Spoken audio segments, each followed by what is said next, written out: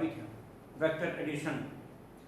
पिछले वीडियो में हमने वेक्टर के डिफरेंट टाइप्स के बारे में डिस्कस किया था और एडिशन के तीनों लॉ के बारे में हमने डिस्कस किया था। तो वहाँ हमने वेक्टर की ज्योमेट्री के बारे में देखा था कि जो तीनों लॉ हैं, triangle law, parallelogram law and polygon law, उसमें हम कैसे अरेंज करेंगे वेक्टर्स को।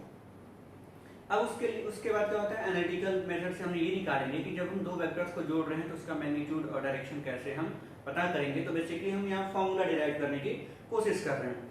हमारे पास क्या है, दो वेक्टर दे रखे हैं, देखिए वेक्टर ए और वेक्टर बी।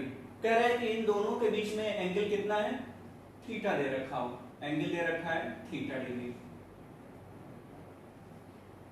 हमें इनको ऐड करना है, रिजल्टेंट की वैल्यू निकालनी है। हमने क्या किया, उन दोनों वेक्टर्स को पैरेललोग्राम लॉ से रिप्रेजेंट किया, ज्योमेट्री उनका पैरेललोग्राम से बनाया, वेक्टर ए हो गया और ये वेक्टर बी हो गया। ठीक, इन दोनों के बीच में ये एंगल हो गया आपका थीटा। ओके, अब ये जो डायगोनल है, यही डायगोनल पर क्या रिप्रेजेंट करेगा, रिजल्टेंट वेक्टर। तो इसी को हमें निकालना है कि इसका मैग्नीट्यूड और डायरेक्शन कितना होगा। ओके, तो हमारे पास ये पैरेललोग्राम एक बनकर तैयार हो गया, इसका नाम देते हैं ओ ए, ये हो गया बी, ये हो गया सी। ठीक है, ये हम ऐसे थोड़ा सा इसको सिस्टमेटिक कर दें तो हम नाम ले लेते हैं यहाँ पे P Q R S, systematic नाम हो गया थोड़ा सा। हमें निकालना है इसकी लेंथ। ये जो वेक्टर है, यही वेक्टर का लेंथ अगर निकाल लेंगे तो क्या निकल जाएगा, मैग्नीट्यूड निकल के आएगा। और कितने डिग्री एंगल पे, ये अल्फा जो होगा ये क्या बताएगा, डायरेक्शन बताएगा इसका कि वेक्टर ए से कितने डिग्री एंगल पे और लाई कर रहा है आपका रिजल्टेंट वेक्टर। तो हम निकालने की कोशिश कर रहे हैं। देखिए डायग्राम में हमारे पास एक ये साइड दे रखा है बेस, दूसरा ये दे रखा है आपका यानी वेक्टर ए, वेक्टर बी और वेक्टर आर। हम क्या कर रहे हैं, इसको थोड़ा सा ऐसे डॉटेड एक्सटेंड करके यहां से एक नॉर्मल ड्रॉ कर रहे हैं। ठीक, ये टी हमारा क्या हो गया, नॉर्मल हमने यहां पे दिया।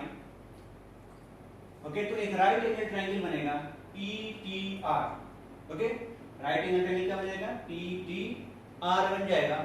और यहां से हम पाइथागोरस थ्योरम लगा करके निकाल सकते हैं पी आर का लेंथ। ठीक, अब देखिए, अब ये वेक्टर बी है तो ये भी वेक्टर क्या होगा, बी होगा। पैरेलल शिफ्ट कर दिए यहाँ पे, ये एंगल थीटा था तो ये भी एंगल कितना होगा, थीटा होगा।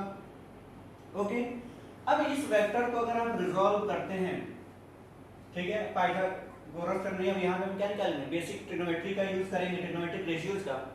तो ये परपेंडिकुलर हो गया, ये बेस हो गया, हाइपोटेन्यूज हमारे पास दे रखा है, तो परपेंडिकुलर कंपोनेंट कौन सा हो जाएगा इसका, देखिए आपको निकालना है ये वाला। तो निकालेंगे क्या, sine theta equals to perpendicular upon क्या होता है, हाइपोटेन्यूज। परपेंडिकुलर कितना है, आरटी, और हाइपोटेन्यूज दे रखा है बी, तो यानी कि साइन थीटा इक्वल्स टू क्या हो गया, आरटी बाई क्यूटी।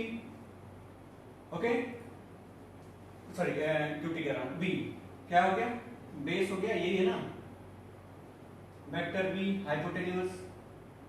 ओके, तो हमें निकालना क्या है, देखिए आरटी की वैल्यू परपेंडिकुलर, तो आरटी इक्वल्स टू क्या हो गया, बी साइन थीटा। अब यहां से वेक्टर हटा लेते हैं, मैग्नीट्यूड केवल इसका ले रहे हैं, तो हो गया बी साइन थीटा। वैसे ही बेस वाले के लिए क्या हो जाएगा, कॉस थीटा इक्वल्स टू क्या होता है, बेस अपॉन हाइपोटेन्यूज। ओके, तो ये बेस कितना है, क्यूटी है, तो क्यूटी इक्वल्स टू क्या हो जाएगा, बी कॉस थीटा। ओके, तो अब यहां पे देखिए ये वैल्यू आपकी क्या निकल के आ गई, ये वाली चीज बी साइन थीटा, और ये वाली क्या है, बी कॉस थीटा। तो हम इस वेक्टर बी को रिजॉल्व करके इन दोनों को निकाल के ला दिए। ओके, अब यहां देखिए एक राइट एंगल ट्रायंगल बन रहा है पी टी आर। ओके, इसमें हम निकालेंगे क्या, पी आर का लेंथ, यही हमारा बताएगा मैग्नीट्यूड। तो रिजॉल्व करने के बाद आते हैं कैलकुलेशन ऑफ मैग्नीट्यूड। हम क्या कर रहे हैं, मैग्नीट्यूड निकाल रहे हैं, calculation of magnitude of resultant vector, यही हम निकालेंगे।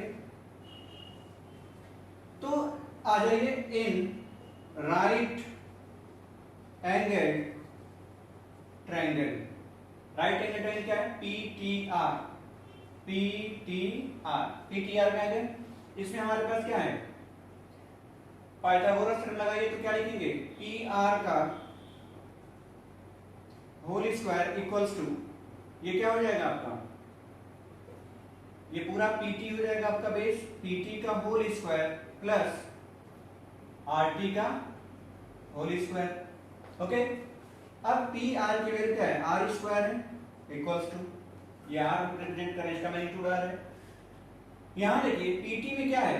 यहां तक P Q plus Q T है, पी क्यू की वैल्यू कितनी है? ए, तो यहां क्या हो जाएगा? ए प्लस ये कितना हो गया?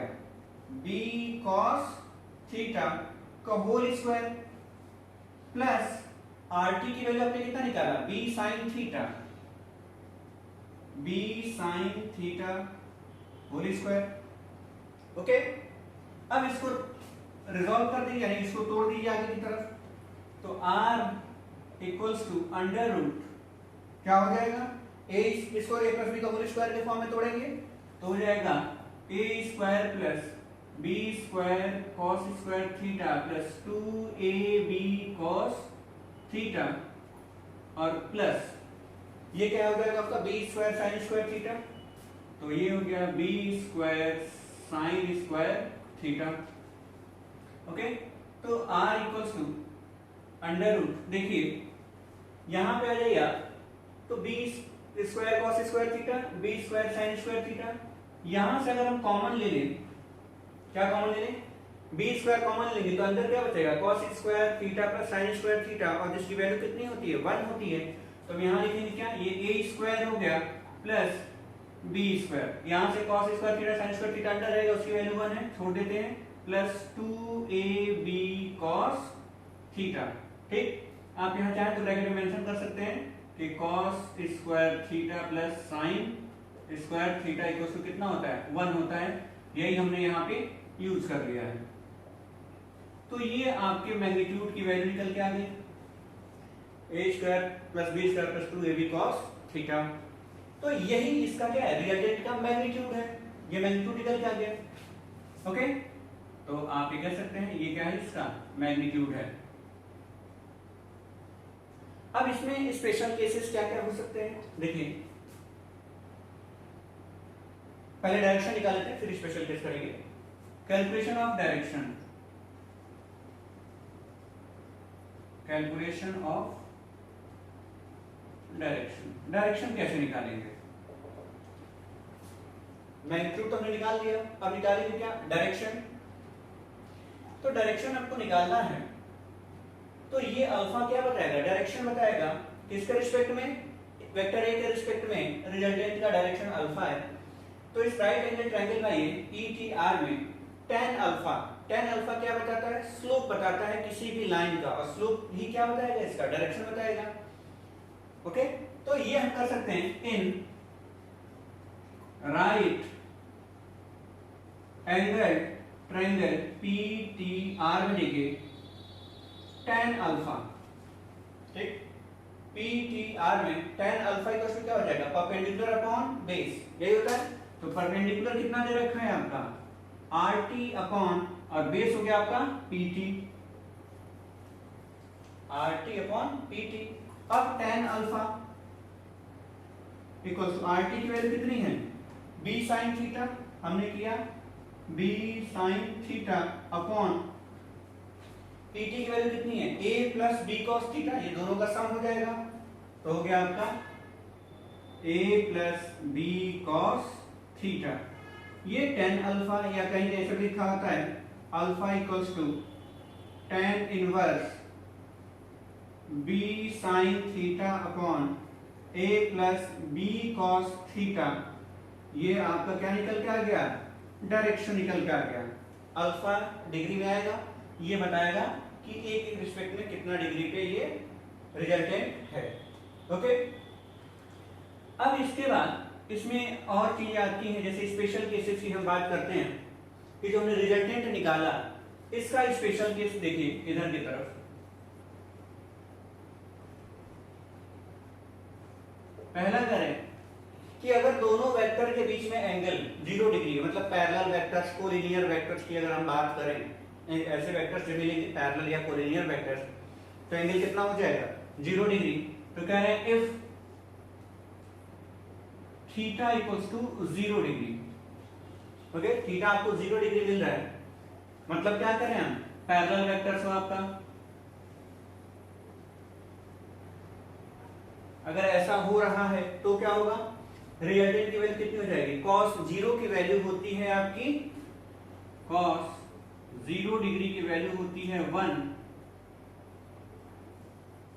तो यहां पे मिलेगा क्या आपको, यहां पे 1 कर देंगे तो मिल जाएगा r equals to under root A square plus B square plus 2ab, और ये फॉर्मूला हो जाता है a प्लस बी का होल स्क्वायर, तो r equals to under root a plus B का होल स्क्वायर, और ये कैंसिल हो गया, तो r इक्वल टू क्या होगा, a प्लस बी। मतलब दोनों का मैग्नीट्यूड क्या हो रहा है, डायरेक्टली जुड़ जा रहा है पैरेलल वेक्टर्स में। दूसरा कह रहे हैं कि if theta equals to 90 degree, theta को 90 डिग्री रखेंगे तो देखिए cos 90 की वैल्यू हो जाएगी कितनी, 0 डिग्री, तो ये पूरा का पूरा टर्म क्या हो गया, गायब हो गया। तो रिजल्टेंट कितना बचेगा, r equals to under root A square plus B square, सिर्फ इतना सा रह गया, परपेंडिकुलर लगा दिए तो मतलब दोनों वेक्टर परपेंडिकुलर हैं। तब अगर ये थीटा की वैल्यू 180 डिग्री हो यानी कि एंटी पैरेलल वेक्टर्स, ठीक है, या नेगेटिव वेक्टर्स की हम बात कर, एंटी पैरेलल नहीं कहेंगे, नेगेटिव वेक्टर्स की हम बात करेंगे, ठीक है, कि नेगेटिव वेक्टर्स दे रखे हो तो देखिए क्या हो रहा है, if theta equals to 180 degree, तो cos 180 की वैल्यू होती है -1, तो यहाँ क्या आ जाएगा -2ab, तो a square plus b square minus 2ab, इसका फॉर्मूला हो गया a माइनस b का होल स्क्वायर, तो इस अंडर रूट से स्क्वायर कट जाएगा, तो बचेगा क्या आपके पास, r will be equals to a minus b, ठीक है, ओके। तो ये आपको मिल गया 3 केसेस। तो वेक्टर एडिशन में क्या क्या मायने रखता है कि जब दो वेक्टर आपको दिया गया है तो उसको हमने पैरेललोग्राम के फॉर्म में रीअरेंज किया, कॉमन टेल से निकलने में डायगोनल रिजल्टेंट हुआ, हमने इस वेक्टर को रिजॉल्व किया उसके परपेंडिकुलर रेक्टेंगुलर कंपोनेंट में, परपेंडिकुलर बेस में। तो हमेशा याद रखना है आपको, किसी भी वेक्टर को जब आप रिजॉल्व कर रहे हैं रेक्टेंगुलर कंपोनेंट में, तो उसका परपेंडिकुलर कंपोनेंट हमेशा साइन थीटा होगा और बेस कंपोनेंट हमेशा कॉस थीटा होगा। तो बी को जब हमने तोड़ा तो ये बी का B sine theta cos theta. अब ये जो चीज हम लेके चल रहे हैं सब क्या है, मैग्नीट्यूड हो जाएगा, ठीक।